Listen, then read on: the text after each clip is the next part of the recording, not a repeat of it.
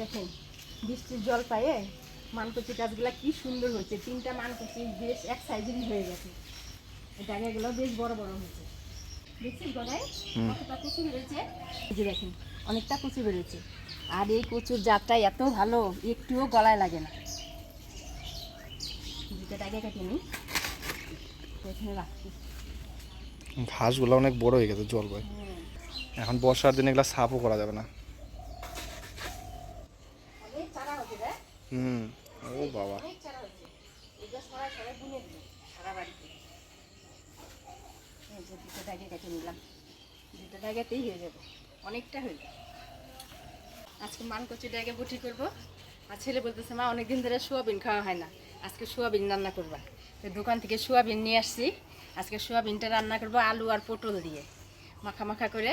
সম্পূর্ণ ভিডিওটা দেখতে থাকবেন, আশা করি আপনাদের সকলের খুব ভালো লাগবে। বৃষ্টির দিন কাজকর্ম করতে করতে অনেকটাই বেলা হয়ে গেছে। আপনাদের দাদা আবার চলেও আসবেন, চট করে রান্নাটা সেরে দেবেন। পাতাগুলা কি বড় বড়। আমরা যখন ছোট ছিলাম, স্কুলে যখন যাইতাম প্রাইমারি স্কুলে, কচুর পাতা মাথায় দিয়ে চলে যেতাম বর্ষার দিনে। ছাতার মতনই তো বড় বড়। ছাতার মতো মানে দেখছিস। পাতাটা কাটি নি।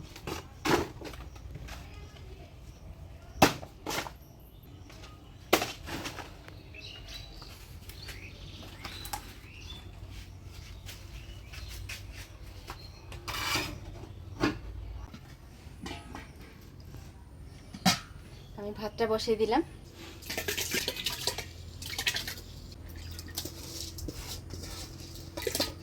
বেলা অনেকটা হয়ে গেছে, এদিকে ওর বাবু খাইতে চলে আসবে।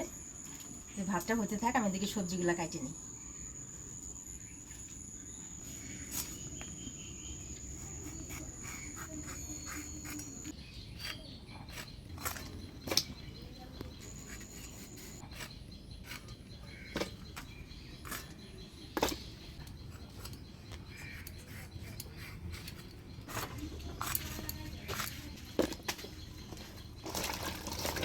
কাটি নিলাম, এবার দুটো আলু কেটে দেবো।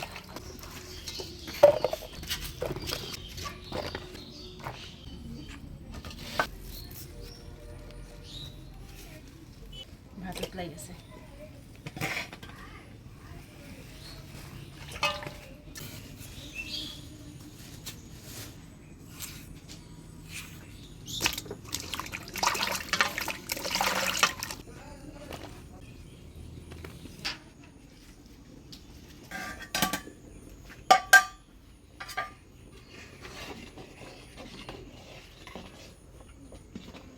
বর্ষার দিন রান্নাঘরটা আমার ভিজে গেছে, শুধুমাত্র উনানটা ভিজে নাই।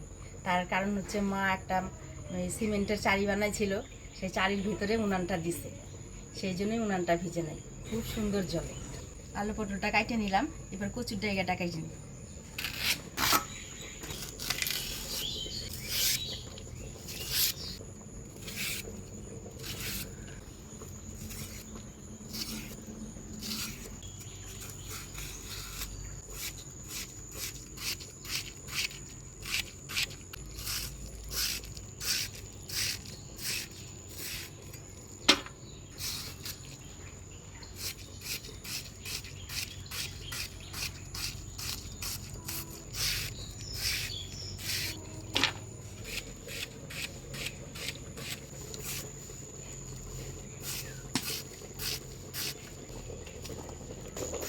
ভাত মনে হয় পেয়ে গেছে।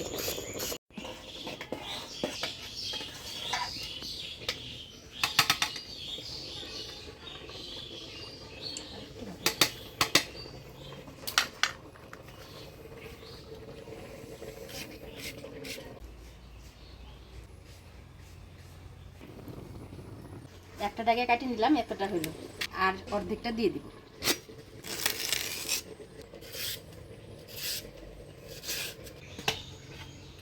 কচুর ডাগে কাটতে কাটতে এদিকে আমার ভাত হয়ে গেছে, ভাতটা উপর দিয়ে নিই।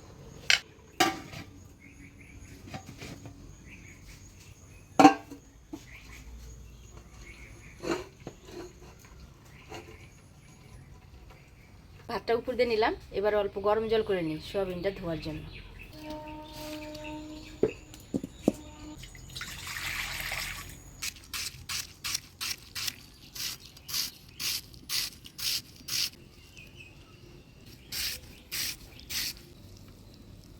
কচুর ডাগা কাটে নিলাম। এবার সয়াবিনটা ভালো করে ধুয়ে নিই।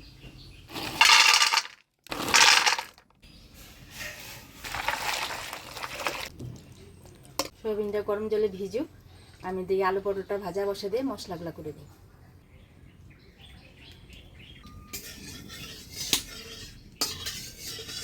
প্রথমে আলুটা দিয়ে দিই।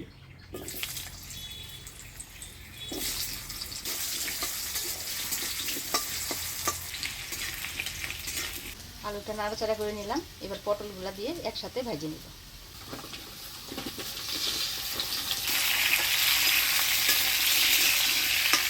দিয়ে দেবো অল্প হলুদ লবণ,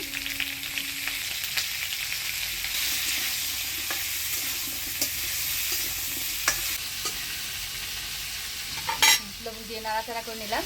এবার একটু ঢাকা দিয়ে দিব। মশলার মধ্যে এখানে আমি বাইটে নিচ্ছি আদা, জিরা, ধনিয়া আর শুকনো লঙ্কা।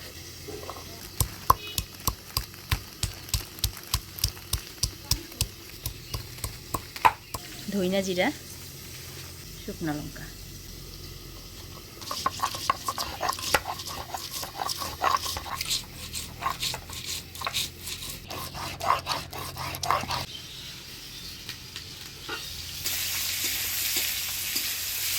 আলু পটলটা আমি হালকা আছে ভাজে নিলাম। এবার নামিয়ে নেব।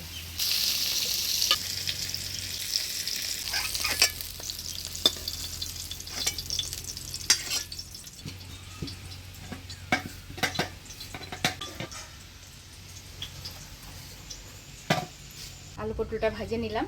এবার সোয়াবিনটা ভাজে নিব হলুদ লবণ দিয়ে। লবণ,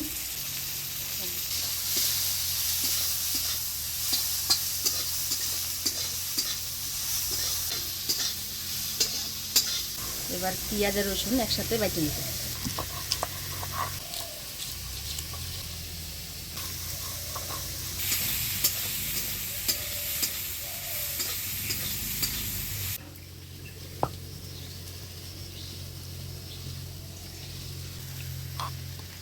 মশলাপাতি বাটা হয়ে গেল। এদিকে সয়াবিনটাও ভাজা হয়ে গেছে, নামিয়ে নেব।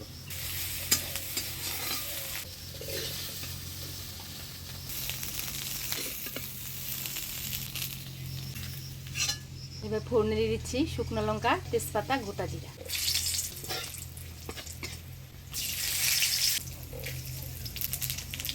এবার দিয়ে দিচ্ছি পেঁয়াজ, টমেটো কুচি।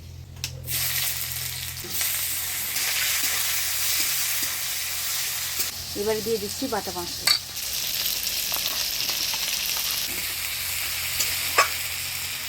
হলুদ, লবণ।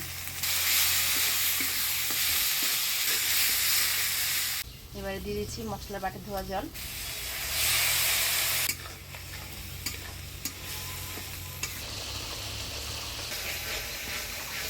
দিয়ে দেবে সামান্য চিনি।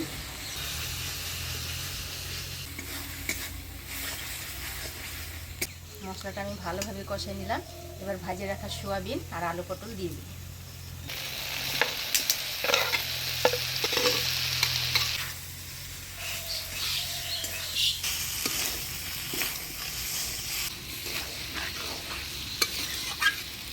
আলু পটল সোয়াবিন দিয়ে মশলার সাথে ভালোভাবে কষিয়ে নিলাম।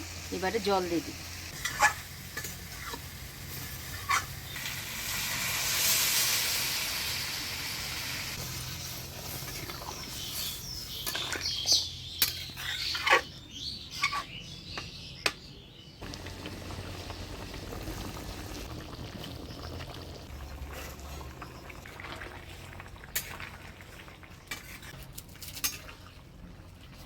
আলু পটল দিয়ে সোয়াবিনের তরকারি হয়ে আসছে। এবার গরম মশলার গুঁড়া দিয়ে নামিয়ে দিব। গরম মশলার গুঁড়া,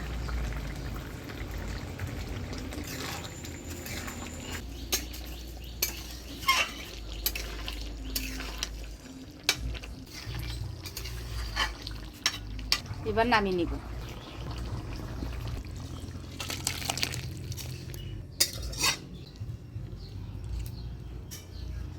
এখানে দেখেন মানকচুর জায়গাটা আমি পরিষ্কার করে ধুয়ে নিছি। লবণ দিয়ে একটু চটকাই নিব।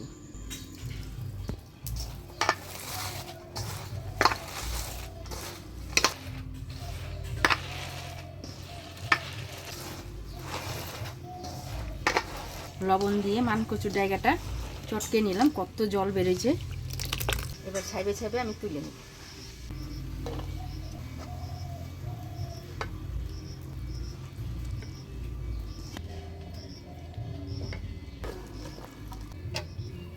ফোড়ন দিব শুকনো লঙ্কা, কালো জিরা।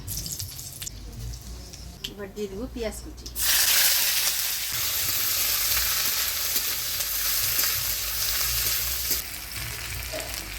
এবার কচুর জায়গা দিয়ে দিই।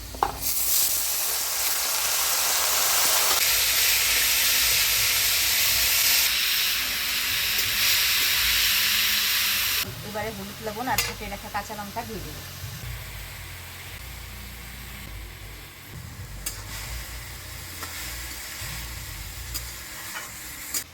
হলুদ লবণ দিয়ে ভালো করে নাড়াচাড়া করে নিলাম।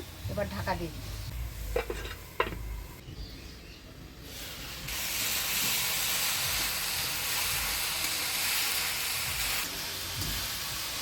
এই মানকচুর জায়গায় আমাদের বাড়ি থেকে নিয়ে সবাই খায় ভাদ্র মাসে, একটুও গলায় লাগে না। হলুদ লবণ দিয়ে ভালো করে ঢাকা দিয়ে মজে নিলাম। দেখেন কতটুকু হয়ে গেল। এই রসটা শুকাতে শুকাতে আরও কমে যাবে। দেখুন কতটুকু হয়ে গেছে রস শুকাতে শুকাতে। 2টা কচুর জায়গায় 1 থালা হয়েছিল, তো এগুলো কচুর জায়গা ভর্তি। এবার নামিয়ে নেব।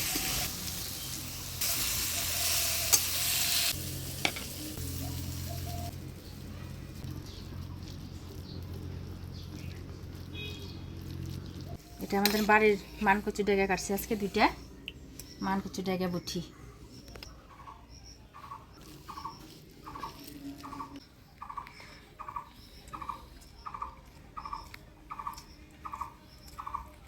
ভালো হয়েছে, একটু লবণে হালকা চড়া হয়েছে।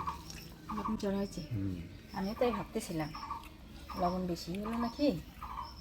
লবণ দিয়েও চটকা নিয়েছিলাম, এমনি খাইতে স্বাদ হয়েছে। পাতে লবণ লাগবে না।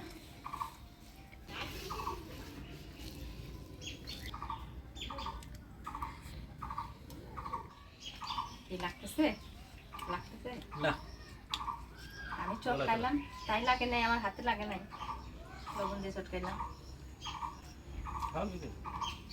ভাদাল বটি ফেল না।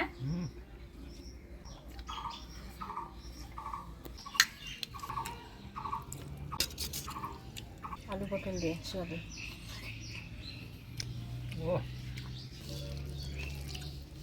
আলু দিয়ে তো রান্না করি, আজকে পটল দিয়ে রান্না করলাম, আলু পটল দিয়ে। ভালো হয়েছে। আজকে পেঁয়াজ রসুন দিয়ে আলু পটল আর সোয়াবিন দিয়ে রান্না করছি। আপনারা নিরামিষের দিনে পেঁয়াজ রসুন ছাড়া আলু পটল দিয়ে যদি সোয়াবিন রান্না করেন, খাইতে কিন্তু খুব ভালো লাগে। আপনারা কিন্তু অবশ্যই রান্না করে খাই দেখবেন। এটা হচ্ছে হাড় ছাড়া মাংস।